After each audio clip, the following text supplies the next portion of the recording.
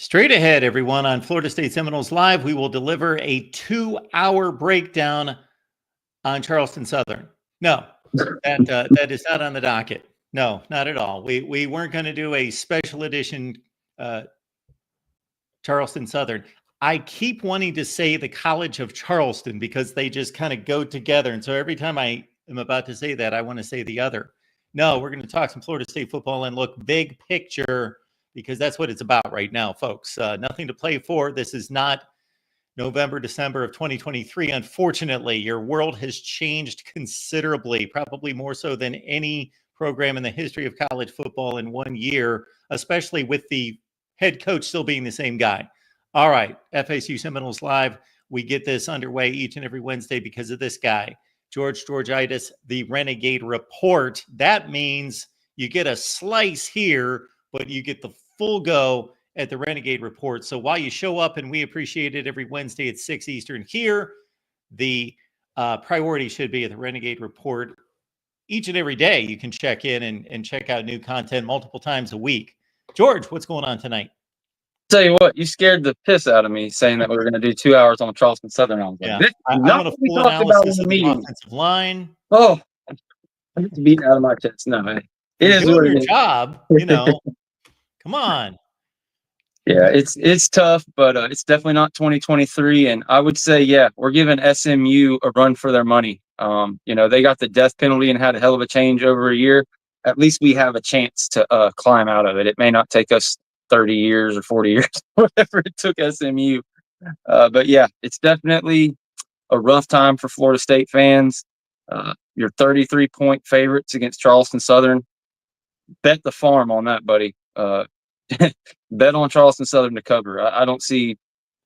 It's hard to understand why Vegas put that line there. I guess it's because Charleston Southern, even in their lower division of football, they're also 1-10. So I guess that's what it is. But there's a certain extent of football. Like, people make the big deal about strength of schedule and this team's from a lower division. But at the most basic level, you just have to be able to, execute, be able to do things against air. Even if you're nowhere near the athlete of some of the athletes we got, if you can just catch the damn ball and run the right route, you're going to be better than us. So, I'm not going to predict Charleston Southern to win, but I could see some crap where it's it's all jacked up and you have to make a drive at the end of the game to win or something. I hope I'm totally wrong there.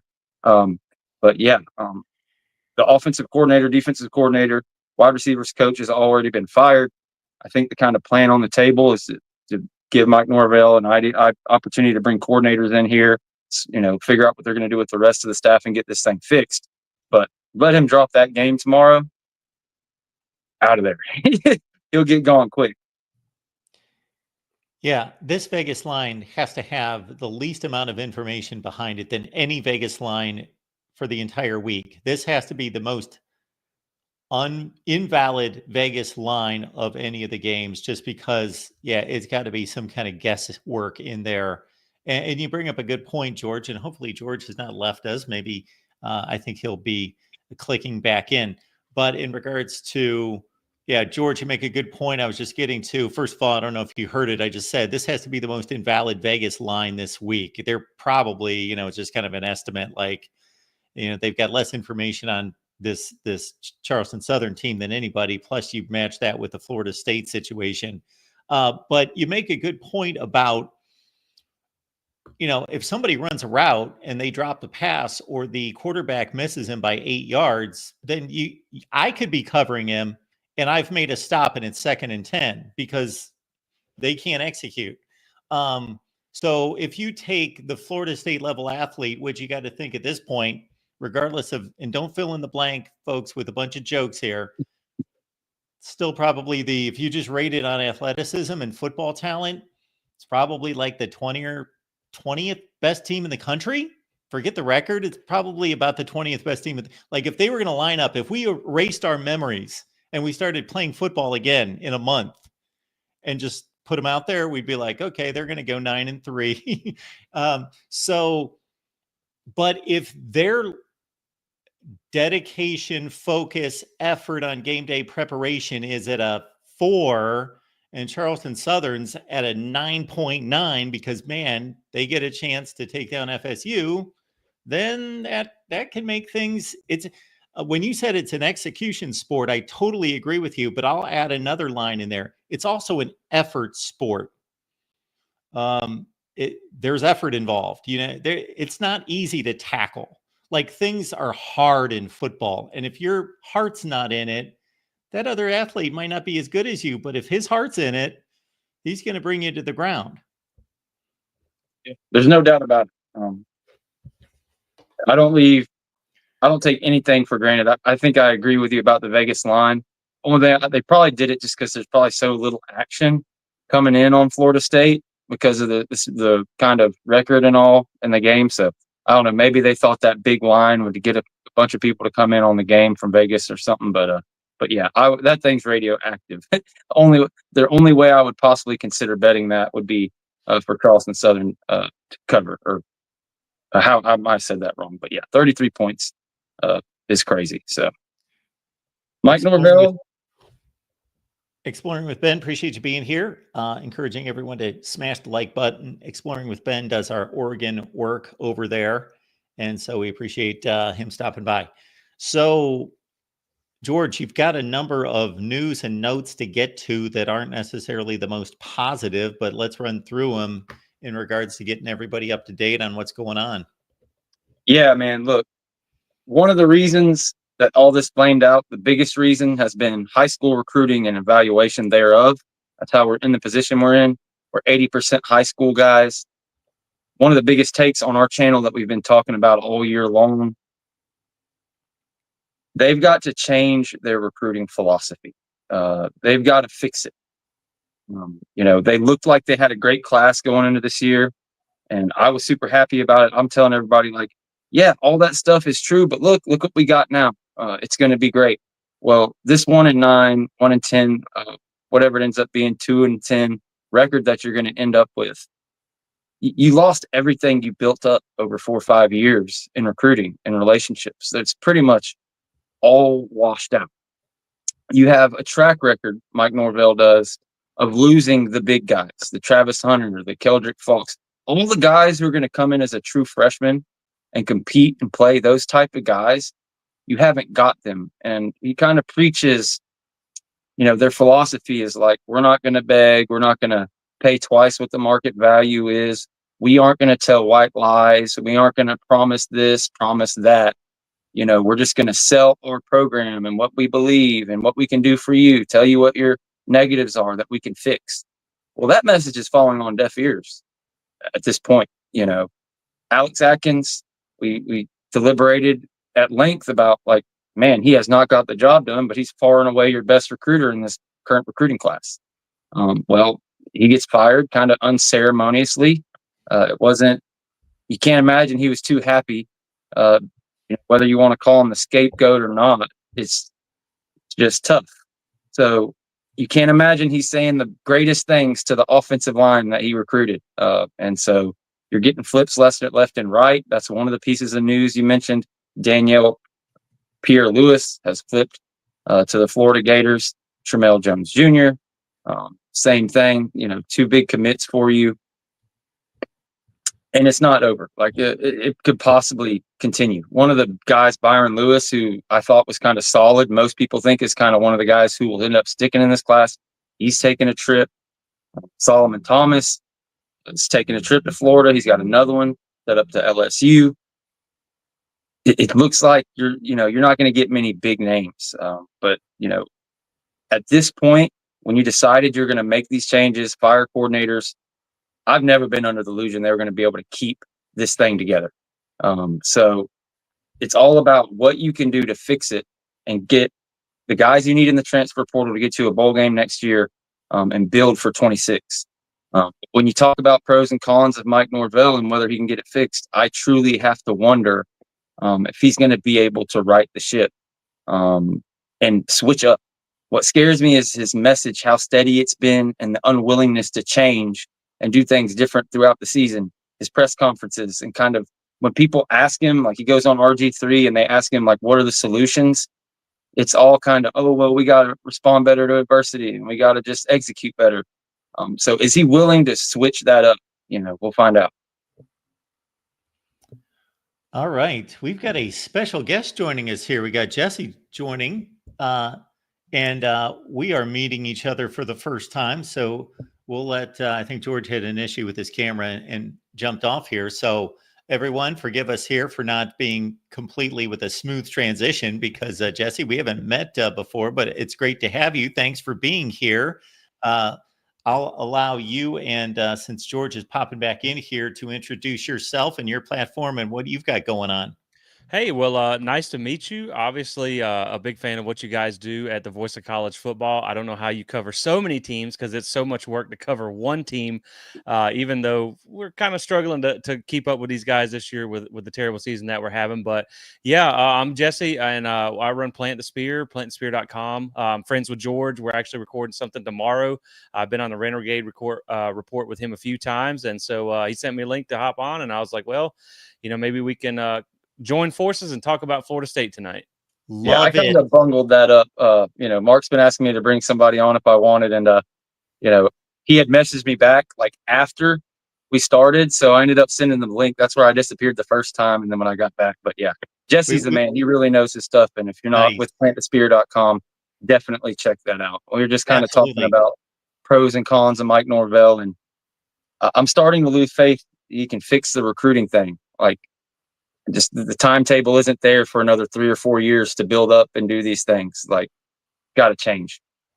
We will have a great conversation here if I get out of the way, because I want to hear from the two experts. So if I've got a question or a comment to make, I'm going to raise my hand. But basically what I'm looking for here, and anything else you guys think need to be covered, is kind of the pros and cons of Mike Norvell. And obviously the joke is going to be that's all cons right now, but that's obviously not the case. The guy's got tremendous pros and cons on either side. Also, George was starting to dive into the current recruiting situation and all the decommits and all the bad vibes that are out there. I believe, George, you were getting to a part where you were going to kind of explain that the philosophy needs to change, the type of athlete that Mike Norvell needs to pursue needs to change, and so you guys can take it from there. Yeah, just speak on, and I've been asking everybody I can talk to and having this question, everybody that I know. Like, Deion Sanders had the comments like, you really need to go after 10 people. Like, because, when you look at it, after 2 or 3 years, that's all you have left of these recruiting classes. And my kind of thoughts on it are, if you get the quarterback, you get the big defensive end, you get the top 5-star, 4-star guys, all of a sudden, all these other guys are ready to come. They're going to come play with those guys. But we keep ending up with the 3 stars with heart and the low 4 stars, and those guys end up leaving us.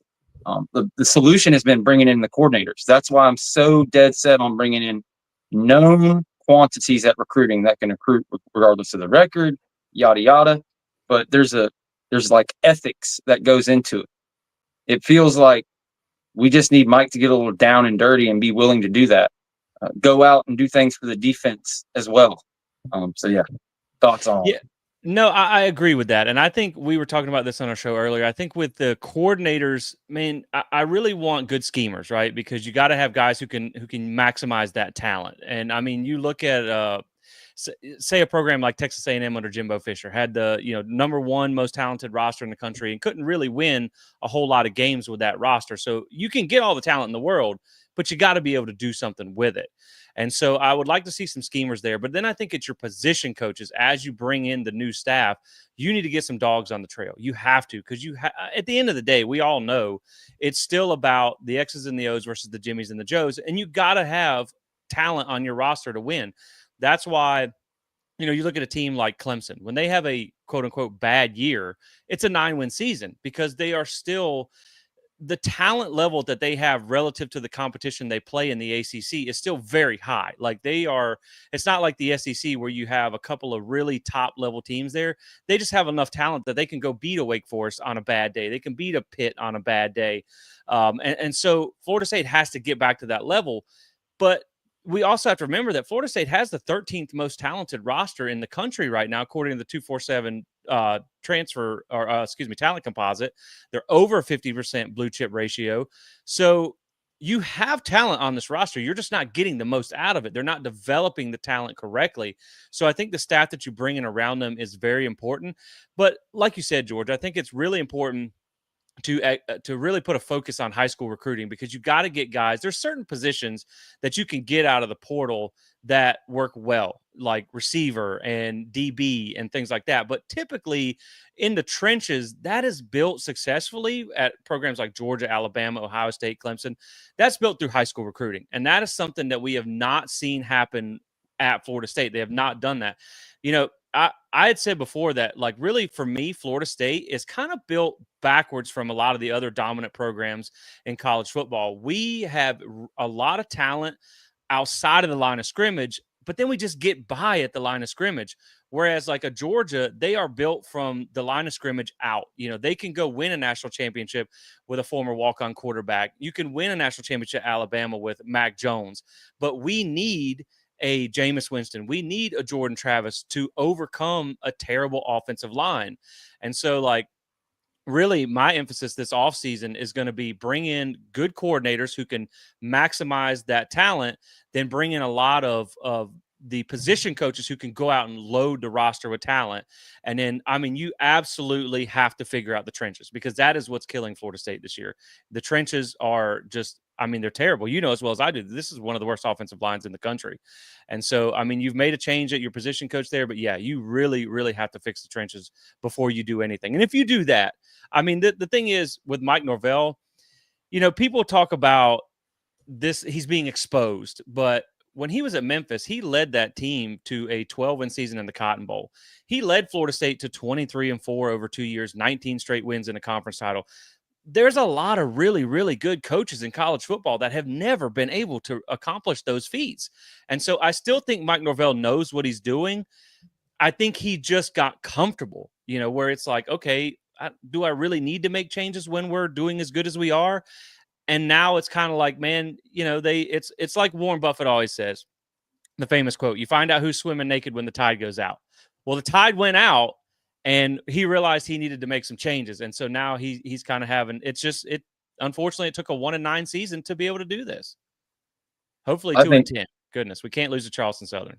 You brought common sense, and everything you said was 100% correct. But I think what I was kind of pointing out is, like, let's do an NFL comparison. Okay. There may be a team that out there is the most talented team, and we see it year in, year out. The Tampa Bay Bucks were like that for a while. Unreal talent, best wide receivers in the league, best linebackers, one of the best defensive linemen, but they don't have a quarterback. Yeah. Meanwhile, you could take Tom Brady on a Patriots team that wouldn't win 5 games with any other coach and quarterback combo, and they go win a Super Bowl with a bunch of little white dudes at slot wide receiver and offensive linemen. As soon as they leave there, they never do anything else. And same thing, you know, the Deion Branches of the world. So I guess that's kind of what I'm getting at. Obviously, you need to be well-rounded. And I think just as far as D-line and offensive linemen, there's such a small number of those that, yeah, and we haven't been getting them. We get guards, you know, and we get skinny defensive ends that would be better in a 3-4. And we try to make them, you know, our power rush ins. And that's how we end up getting pushed back. But yeah, I just think, like, if you just put Travis Hunter, even with the same offensive line, if you get him in 2021, this team has 4 or 5 more wins just with that one guy. And to your point, the quarterback, I think that's one of the most important things about this whole process. What offensive coordinator they bring in, you got to get a quarterback. You got to. Yeah. I saw one of the comments saying, like, how do you expect, you know, he's not going to be able to recruit. When we're sitting here talking about recruiting, we're talking about going forward in the 2026 class. Yeah, it's definitely going to be the portal. You're going to have to bring in 30, 40 portal people this offseason to try to get things back to right, get to a bowl game next year. But vis-a-vis after that, that 26 class is going to be the key to Mike Norvell's future.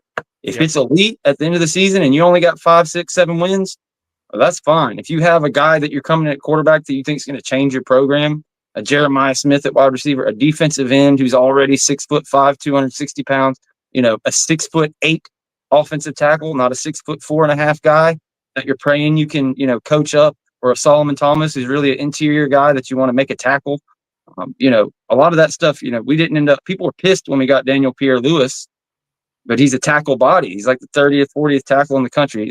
He's not a this or that. It's not necessarily that they have to be a 5-star. We have to get guys that fit the role, that have a chance to build into it. You know, it's like they want to turn water into wine or something. Yeah. But yeah, it's tough. When it comes down to the coordinator roles, are there any names out there? Is there a specific, you know, do you want a head coach that just got fired? Do you want a guy, up and comer, that's a tight ends coach or offensive line coach to get a promotion? Do you bring somebody off the bench like a Dan Mullen or a Jimbo Fisher? Like, there's so many questions out there.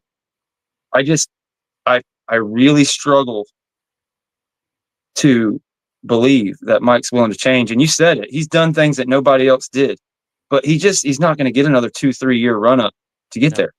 It's just not going to get it. Yeah, I do think this really is his one chance to do an overhaul, right? I think if this doesn't go right, this is it for him. I think he gets, next year can't look like this year, but as long as he reaches, maybe bowl eligibility, I think he gets 2026, because you don't want to bring in all these new staff members and then give them 1 year and say, well, it wasn't good enough. You want to give that change time to bake. And so I think when you look at there are examples out there, right? You look at Pitt. Pitt was a team that in 2021 went 11-3 and won the ACC. Then they went 9-4, I think, and finished top 25 in the AP. Then they went 3-9, only won 2 FBS games. And then Pat Narduzzi went in there and said, look, man, I got a clean house. They fired their entire offensive staff. They went to the portal and they changed how they handled NIL. He basically reinvented the way they did things. And now they started 7-0. And of course, they've lost 3 games in a row, but 1 was to a hot SMU team. And 2 was, without their quarterback got knocked out in the UVA game. And then he didn't have him for Clemson. And they almost won both of those games. So I think the turnaround can happen really fast, right? If they get a good portal class. And I know everybody hates the portal. I get it. Like, for Florida State, because we got it wrong 1 year. But, Colorado is the hot commodity. That's a portal-built team. Indiana's a hot commodity. That's a portal-built team. You look at Lane Kiffin, a guy that I thought would, be a decent coach at Florida State if we were to fire Mike Norvell. The last 3 classes have not even been top 20 in the high school recruiting, but he's had top 2 portal classes 3 years in a row. And so I think if you got to nail the portal this year. You have to see what we've seen from Mike Norvell the last few years when we crowned him the portal king. And then, like you said, George, I think that snowballs into the 2026 class. You got to see some kind of progression here, because you have to start loading this roster with talent. Because the problem is, you don't know what's going to be available in the portal every year. We thought coming into this year that there was going to be a lot of things that were going to be available in the portal, and they just weren't there. You know as well as I do, offensive linemen and defensive linemen, not only are they hard to find in the portal, they are really expensive to get. So you have to find certain positions out of high school. There are certain positions. There will always be receivers. There will always be running backs and corners in the portal. But you got to start getting the recruiting there as well from the high school ranks at certain positions. Now, when you talk about the coordinators here, like I hope we get Brennan Marion from UNLV. I'm a big fan of his. I think the go-go offense would be successful in Tallahassee. I think it's a very dynamic offense. It stresses defenses in so many different ways. I think that would be an exciting show in Tallahassee there. It's got a lot of connections to Mike Norvell. That seems very likely.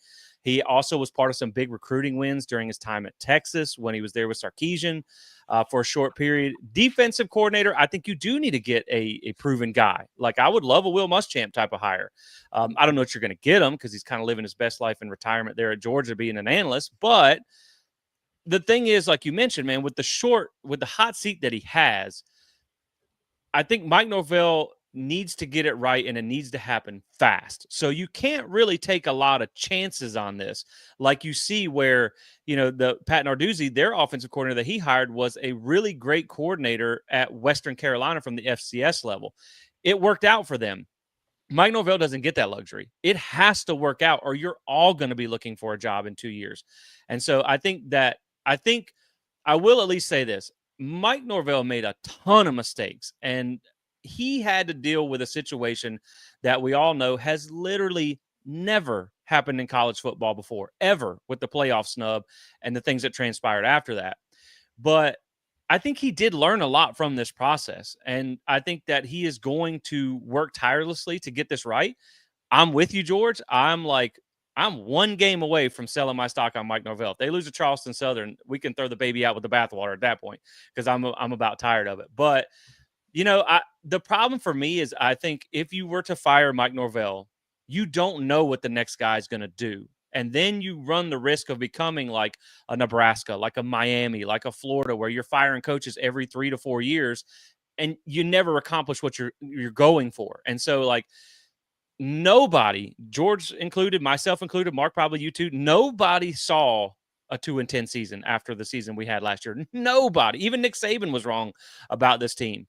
But like we said, you can also see the ceiling that is there, that a lot of coaches, like for instance, say a Dave Doran at NC State. The guy's by all intents and purposes, a pretty solid coach. He has a solid team every year.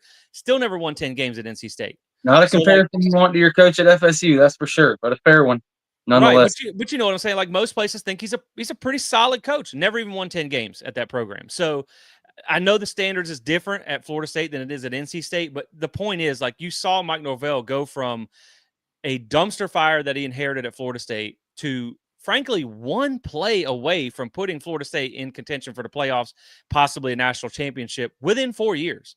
And so I think this thing can flip back the other direction. But I think the most important thing is this can only be a one-year blip. This cannot carry on. You have to be, I think, 6 to 8 wins next year. And then you have to be in contention for the playoffs the year after that. But the problem also, I think why, and this is what me and George are actually probably going to talk a little bit about tomorrow, is how 2025 is one of the most crucial years in program history for Florida State. This is one of the most crucial off seasons for this program in history, because in 2026, you got to go to Alabama. You get Notre Dame. You got to travel to Miami. That 2026 schedule is doing you zero favors. So if you are not back up to a 7-8 win program in 2025, 2026 isn't going to get any easier. And by then, you need to see the proof of why you're paying him $10 million a year.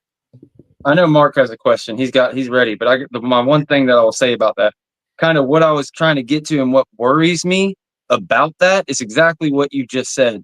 Like, it has to get turned around, and you've got to be able to go, like, recruit guys. You just simply don't have time to build up. Like, if you start 0-4 next year, it's over with. Like, so you said that they lost a little bit of, they got a little comfortable. And that's kind of what I saw too. They were desperate in the portal in 22. They were desperate in the portal in 23. And they went and got guys that, whether it was at a lower level or not, had 2, 3, 4 years of playing. And you knew that when you got them, we didn't know Jared Verse was going to be what he turned out to be, this player turned out to be, but we knew they could at least at a minimum level catch the football, actually, make their assignments and stuff. So, yeah, I'm right on point with you. I'm not throwing them out with the bathwater yet, but it's tough to see. And with the football only facility, with February coming up where we find out if ESPN is going to extend things, I think you're right on the timeline. I think he gets 25 and probably 26 too, but you're going to have to immediately see the uptick. And you mentioned Colorado. You didn't mention Arizona State, who won 3 games 2 years in a row. All of a sudden they're 8-2. Even SMU, I believe they're like 60% transfers as their starters, and they brought in another 30, 40 guys this year. So you ain't got to be great, but you got to make a damn bowl game next year. If you can make a bowl game next year, and then what I keep coming back to is you've got to get people who can recruit at an elite level, having a team that just wins 5 or 6 games. Because as good as we were in the portal, and it's something that I've harped on, you just named it. It's not like we had one portal class that changed everything. We literally had 6 portal classes worth of guys. We basically did with our portal recruiting what everybody else does in high school. We lost 2019. You look at Jordan Travis. 2020, when you look at Fabian Lovett, Jerry Jones. 21, 22, Johnny Wilson, all those guys. You lost literally guys that stayed as transfers for 5, 4, 3, 2 years. And then you had Keon Coleman and Braden Fiske you also hit on. So, I'm not trying to be super, super negative. There are solutions out there, but where are you at, Mark? You got any questions? Get us down another path. Well, before we do that, I'm going to take Jackson's lead There you here go. and let everyone know about the book here, Disputed National Champions. So Florida State fans, if you want to read about better times, this is about the decade of the 90s right here. So what this is part history book, part futuristic book. I didn't want to write just a history book. So I do dissect every year of the 1990s. and basically what the season looked like at the outset, who the major players were, how the season went, how the postseason was determined, how the postseason went, the results, the polls. Did they screw somebody? Did they get it right? Who got left out? And then basically what was the aftermath of the season. And the reason it's the 1990s is because I consider this to be the most impactful decade in the history of college football, basically going from the pure poll era determining the national champion to the bowl coalition, the bowl alliance, and all those tweaks to it into the BCS. And then obviously that was the forerunner to the college football playoff. But I do more than just history lesson here. We take every season and we put it into the future formats. So we take all the results and we dump it into the BCS. We dump it into the 4-team era, the 12-team era, and even, because it's being proposed and could be very soon, the 14-team playoff era. So it's kind of fun to see, oh, in 1995, this is what a 12-team playoff would have looked like. So again, it's on Amazon, Disputed National Champions, and Jackson has put the link there in the chat. I think you'll have a lot of fun reading that. Well, Jesse, you'd mentioned that even though, and it sounds like you guys are in agreement that Norvell comes back in 25, and if there's some semblance of progress, then he's got 26 as well, most likely, but also mentioned, hey, if there's a disaster on Saturday, then, things can flip pretty quick. We've heard about coaches who were in okay standing on Wednesday, and then things turned really ugly, and Brett Bielema gets fired basically as he walks off the field at Arkansas, and he was supposedly okay a few days earlier. Things can change in a hurry when it's this tenuous. What about the Florida game? Now, they're not expected to win the Florida game. The Gators are playing some decent football, but if they get embarrassed in that game, is that a possible outcome that ends it for him? I would say no, just because this season is already about as bad as it can get. You are 134th of 134 teams in scoring offense. I think that one, you're pretty much prepared to take a kick in the face on that one. And it's unfortunate that it's that way. I think Charleston Southern has to be probably the deal breaker there. Like if you were to lose to Charleston Southern and then back that up with an embarrassment against Florida, sure, then I think you have to pull the trigger there. That Charleston Southern team, they're a 1-10 FCS team. They're 120th of 123 teams in scoring offense. They are a different level of terrible. And so I don't think Florida State loses that game. I do think they come out and win. I think they win relatively comfortably. I do worry about the motivation in that game. This will be the Super Bowl for Charleston Southern, regardless of Florida State's record. Florida State has a 130 kick against a 1-10 FCS team. How motivated are they going to be for this? But it's just a different level of athlete. As long as you win that game, I think you're fine there. But the Florida game, I think it is what it is. I mean, if Florida State truly wanted to find the money to get rid of Mike Norvell, I do think they could probably pull some levers and make that happen. But that buyout is huge, and it is an elephant in the room. And I think something that, what George touched on here is where, like, you have the football only facility being built. You have the stadium renovations happening. You have the up in the air with the ACC. If you can at least limp 2 more years into the future, then you have a lot of things that are settled for when you were to make a coaching change and bring in a new head coach that it would be more attractive. His buyout drops by around $9.3 million a year. And then you're also going to bring in a lot of staff that you're going to have to pay that if you turn around and fire them after 2025, that's another set of buyouts that you have to pay, and then another set of coaches that you have to bring in. So this is going to really spiral or snowball into a really expensive change. So I think if you're Florida State, you want to get out from under this as cheap as possible, obviously, because this is the one thing that I've always said with Mike Norvell is, these buyouts and things are very much booster led. They're going to have to tap their big money boosters to get out of this coaching contract. Mike Norvell, the same boosters that donate to this buyout are the same ones that donate to the Battles End Collective to build this roster. Well, when Mike Norvell has adequate talent, we see what he can do. He can go 13-0 and win an ACC championship. So would that $9 million a year that you're paying for his buyout be better put into an NIL collective? Would that money be smarter to go to that route, get him the good coordinators, get him the players that he needs? And then in 2 to 3 years down the road, you're like, look, it's better, but it's just not working. Then maybe you have some clarity on what conference you're in, because I still think, like, with the things that are going on now with the CFP conversation, like, let's say you try and go get Lane Kiffin. It's going to be a hard conversation to be like, hey, man, you need to leave the SEC where you can get in the playoffs as a 10-2 team versus you might not get in. Miami's sweating bullets right now, where if they don't win that ACC championship game, they might get left out. Indiana could get left out. So I think being in the ACC does hurt you a little bit there too. So maybe you have some of those things done by the 2 years that it gets. But yeah, I don't think the Florida game would be the one, but man, that Charleston Southern, if you lose that, I just don't think there's any coming back from that. I think you're absolutely right. I think he gets the grace. They're going to give him every chance to, unless he forces their hand.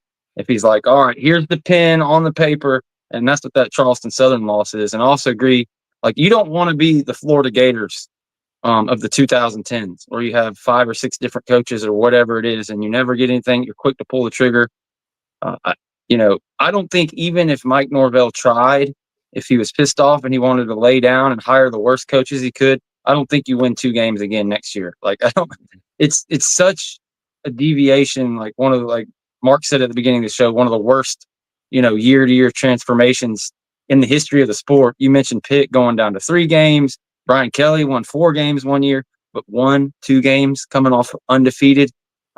It's really nuts. And I said earlier, outside of SMU getting the death penalty, it's hard to get a worse change in 1 year. So yeah, it'd be a lot easier to, hire a coach if you signal that, okay, we're going to give him a chance. And then you add all the things on top of it, the football on the facility. A big part is you mentioned the conferences. Like, if we find out here in a couple months that ESPN isn't going to extend and we have a solid date, okay, 27 is the last year, FSU's in the ACC, it's pretty easy. Like, you don't want to have a lame duck coach, but I think it would be more one of the Napier situations where, okay, he's going to get 26 and we're going to see what happens. And if we don't get him, okay, we've got all this stuff to sell, as well as getting out of the ACC and going to another conference. So maybe you can get that top guy. And who knows? Like, right now, there's what makes this hardest when you're talking about potential coordinators and things that can happen. There's just a dearth of coaching talent in college football right now. So many people have retired the past couple of years that, there just aren't these big names. Like, does Gus Miles jump ship early or get fired? And maybe you can kind of bring the top of your tree in to be your coordinator. That would be amazing. Does Brent Venables get fired? And I think he'd probably get a better coordinator job somewhere else. If that's somebody you'd reach out to. Can you get Dan Mullen off the bench? There's so many things, but outside of that, you mentioned it. It's going to have to be a Craddock from Tulane. It's going to have to be, UNLV was a real, Brennan Merriam was a really popular one, but he's starting to get popular kind of with everybody around the country. So yeah, it's going to be tough. I'm not trying to be negative here, but it's one of those things. I cannot wait till after that Florida game when we find out who's available and what they do. One thing I know Mike Norvell can do is evaluate coaches. I mean, you look at the guys, Dillingham, our guy up at Oregon, all these different people. Yeah, he can find coaches. The problem the first time around, he just didn't get them. He wasn't able. He got Dillingham, but then he he's got to. You hit the nail on the head. You got to nail these hires, and you got to fix recruiting. That's the main thing I'm worried about. It's just kind of the philosophy around it.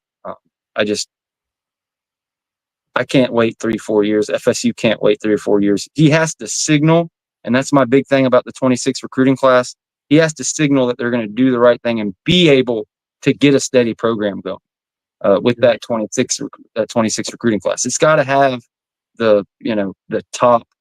It don't have to be the best. It don't have to be the number 1 class. I don't even care if it's the number 20 class. But you have to have 6 or 7 guys who you look at, and it's not a debate. These guys are going to, guys that can come in and be like a center of a position group. Jeremiah Smith, you name the guy out there. And yeah, maybe I'm just a little too negative. We'll see who they get. But it's hard for me to imagine Mike Norvell changing that part of him, that super Christian, wanting to just do all these things right, squeaky clean stuff. Like, I need some guys that need rehabbed a little bit. Some guy who maybe has some bad shit on his record from high school, did this or that. I hate to be that way, but it's just kind of how it is. Look at Georgia. You want to talk about how Georgia builds from the inside out and they can do this and that. Well, what has happened in Georgia the past 2 years? Are they up to 60 arrests and reckless drivings and assaults, and like it's insane. How many has FSU had? So this is a good thing. You know, we've only had 2 or 3 literally of those incidences the past couple of years, but at what price? Well, we're not going to turn this into a theology class, but it could be argued that that's a Christian attitude as well, to take those guys in. Yes. You Yeah. could look at it that way too. Yeah. Absolutely. Appreciate y'all being here at the Voice of College Football. We got George here, of course, from the Renegade Report. We got a special appearance here. We appreciate seeing Jesse here from Plant the Spear. So I'm going to reverse and go in the rearview mirror to the summer. My thought on this football team was, and I listen to these guys. When I say these guys, I'm talking George, James Coleman, Chris Frazier every week. And I watch probably Florida State play 5 to 6 times a year. Not this year, but when they're playing competitive football and they're worth watching. And I was looking at, okay, this is a really good team and they've lost all this talent. And I try not to go with either extreme, because the detractors were like, they bought a team, they're done. Then the others were, hey, Mike Norvell's arrived. This is a tremendous team. They'll be able to keep it going. I was somewhere in between. I picked them 9-3. Okay, I'm looking at the schedule, looking at the talent, and so forth. Was there anything that should have been a stronger indicator to this not working? Not to this degree. Nobody, as you mentioned off the top, nobody saw this coming, but maybe 6-6, maybe would have seen that, yeah, that team was put together.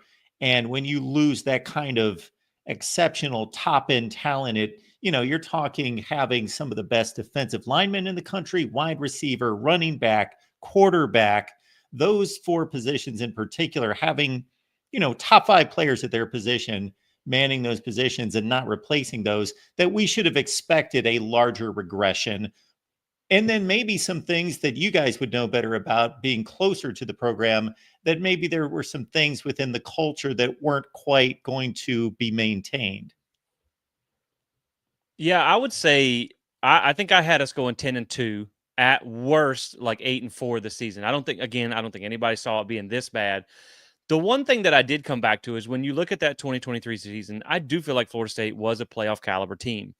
But you do go back and you look that they faced a lot of either backup quarterbacks, first-year starting quarterbacks, freshman quarterbacks.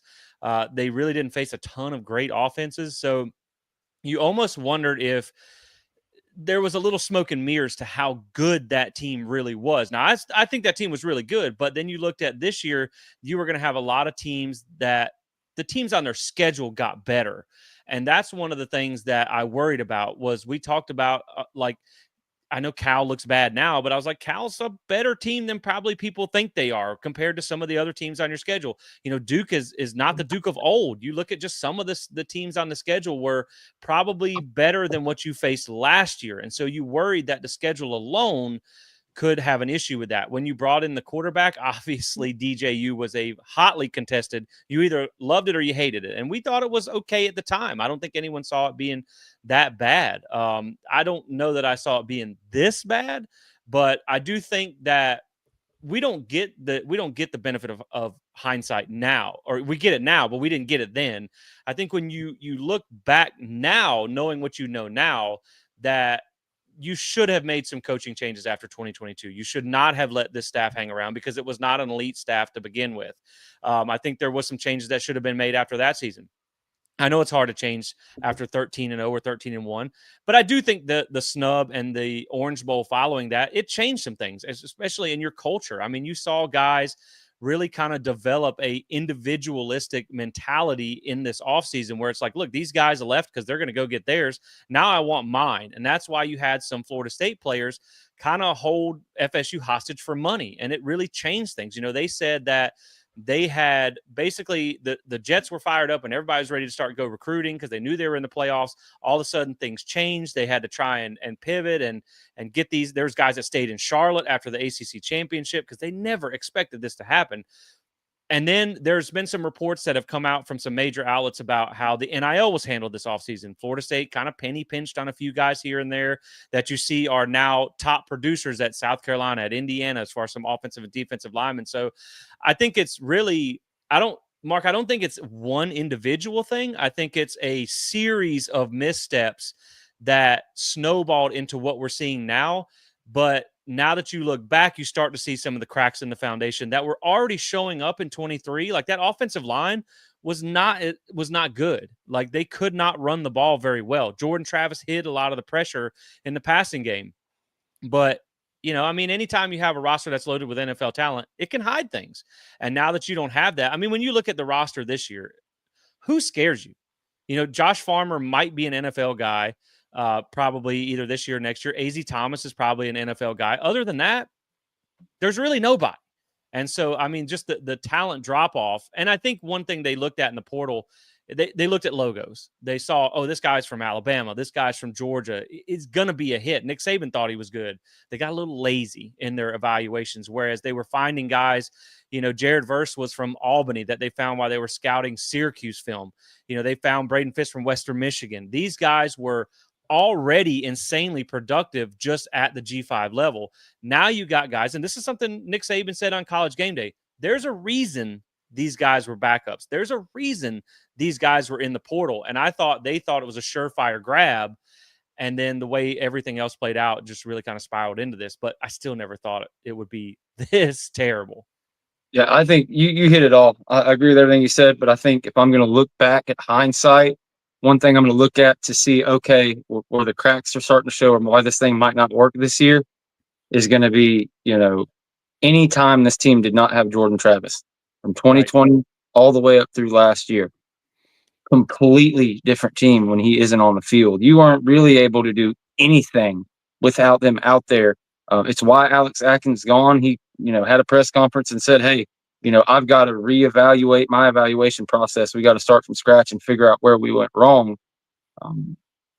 There was this thought of, okay, we got DJU in. He wasn't my first choice, but I was all right with it. There was a narrative that was around in the media that I don't know if it ever came out of the coaches' mouths, but there was a thought we're going to be able to go back to 2022 and be more run more of that counter, just run the ball and do less. But I think the amount of leverage that Jordan Travis's legs put on the offensive line and the rest of the offense is just something that was not accounted for enough.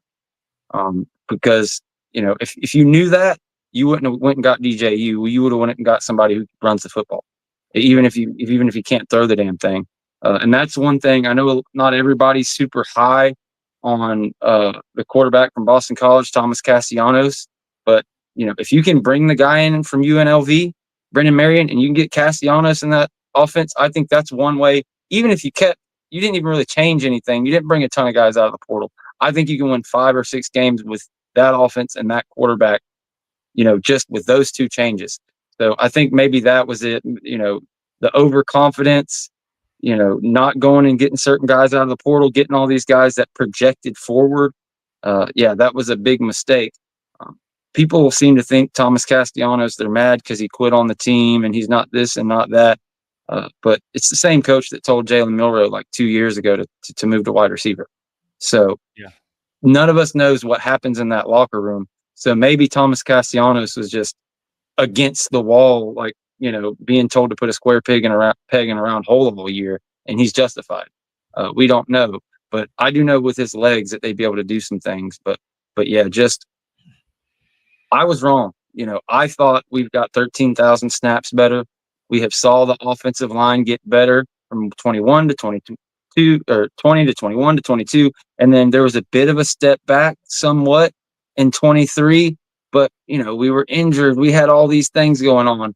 That was the biggest thing in hindsight. Like without Jordan Travis in the ball game, you weren't able to run the ball, really do much of anything. So yeah, that's the big one. And that comes up, this is gonna be the next thing we talk about. They got to get a quarterback in here. That's like the most important thing to start this thing, whether it be portal or high school. They've got to get a quarterback in here that can move the needle, get people excited to play with them. You look at Florida and what they got with Lagway. Lagway saved Napier's job. I mean, and now all of a sudden he keeps his job. He's only 500, but look at his recruiting class because he's able to pick all the best players off of our list on top of what he already has. And, it is what it is. Florida State Live, folks, be here every Wednesday, 6 p.m. Eastern Time. You can also catch us on your favorite audio platform. So we strip the audio and we post this on your favorite audio platform. George, Renegade Report, what's going on there? Tuesdays and Fridays, we got the Renegade Rundown, as per usual at 7 Eastern. Myself, and I. Myself, Deshaun, and Jen. And then, of course, Jen and Tiny have the Renegade Roast on Mondays at 8:30 Eastern. So staying busy. As soon as the season ends, we'll probably crank it up, start doing some Sunday shows as well. But during the season, of course, we do the post-game show right here on the Voice of College Football. It's also simulcast over to the Renegade Report, so everybody can catch that. But yeah, just trying to hype, get things rolling, do more content now that we're actually going to have some answers. Some coaches are gone. They're going to be, I have a feeling, in the next 2 weeks, after 2 weeks, it's going to be, engagement's going to blow up. Everybody's going to be wanting to know what's going on because, as we've spoke to, Florida State's going to have to sign 20, 30, 40 portal guys this year. You've got the ACC stuff coming right around the corner. You've got high school recruiting. You've got all these coaches to hire. So we're just looking to have more fun conversations and not just get in here and beat up our team every week. So get over there and hit that sub. Get us to 3,000 subscribers, and we really appreciate it. Jesse, give us the word at Plant the Spear.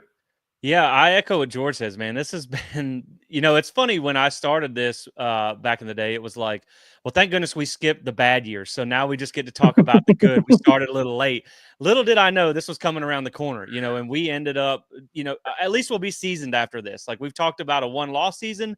Now we're going to talk about a 1, potentially 2-win season. So it's been tough, but I will say that, we're just really, it's hard to be positive sometimes about this team and what's going on, but we always try to at least take a positive outlook. So, we still talk about every game. We still talk about the things. We have the tough conversations on our show and about people that need to go and people that need to stay.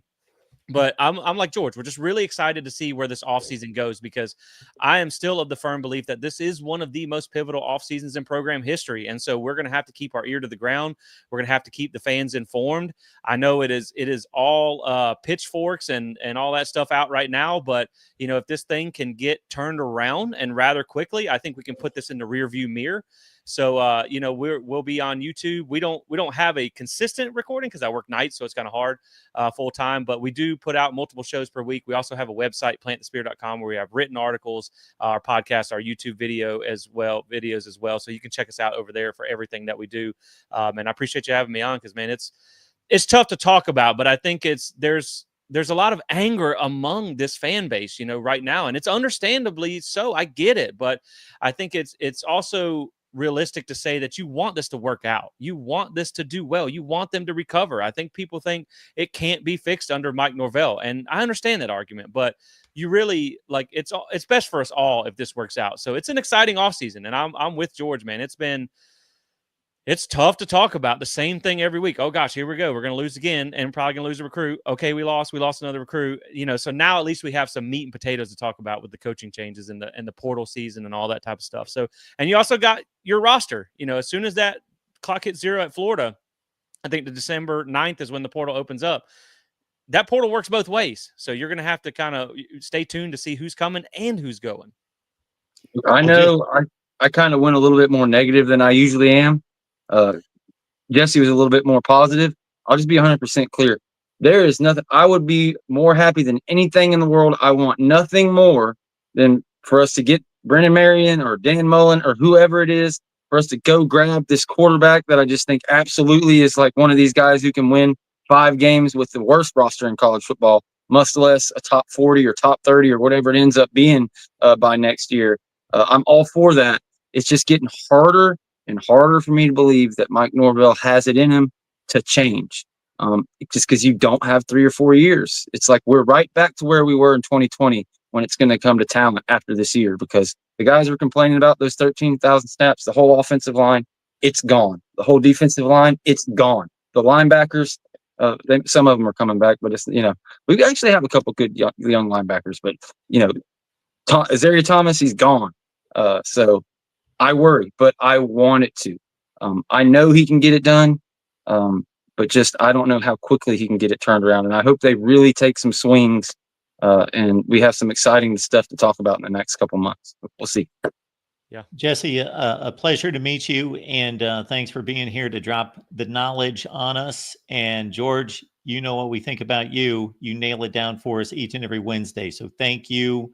You guys have a great weekend. Avoid the upset and get that second win and move it on to Florida. And who knows, maybe a miracle against Billy and the boys.